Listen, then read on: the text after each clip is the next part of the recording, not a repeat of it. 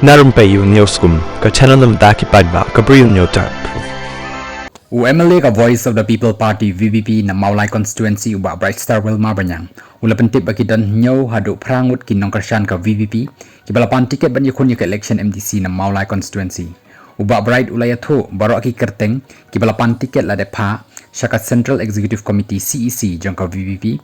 Ula pentip baka syong haka CEC bakan shimya kara yanu ka ibit bakan ai tiket banlong Kyrtong ka VVP na Mawlai Konstitwensi. Habakli lanu ka VVP kan pen bana ya Kyrtong uni UMLA uloong bayakata ka syong bet haka CEC.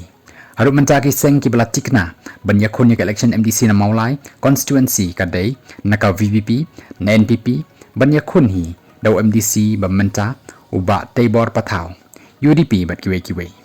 Hakani ka Jingpan kre ya ka election MDC wat nakaliang jong ka NPP bat ka UDP ki basen syar haka sokar jela kila pak shithi lut syaki jeli ne blok bakin pak no iki Kyrteng jong ki Kyrtong jong ki ban yakun ya ka election MDC sya JHDC bat ke HDC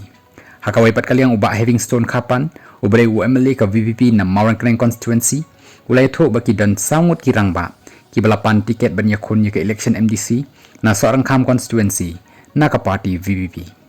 uba karpan ula pentip baha ka ban nengkong ki dan nyongut ki nong Kyrshan ka VVP ki balapan tiket nrai hadin ki laingut ki lakan randin no baradu menta ki dan bet sangut ki bapan tiket ulai thu bahap na pedeng kini ki sangut ka syong hakarai jong ka Central Executive Committee CEC jong ka VVP bakin shim ya karai yano kinjit uway na pedeng ki sangut ki balapan tiket banlong Kyrtong ka seng hak election MDC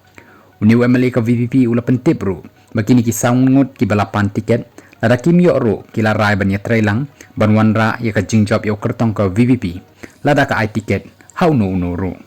uba having stone ulaya thu bakas seng rengkat kinong Kyrshan i hab ban preshitom hak ni election MDC kanang ba Kyrtong bakas seng kan penyeng uni yo ya ka jingjob ha Sohryngkham Konstitwensi jingya kon kan long ka ba itenat namar ka VVP kan hab ban yakon persya yo MDC bementa uba penya sing sim ubadai ru na ka NPP baru balong ru CEM jong ka KHDC.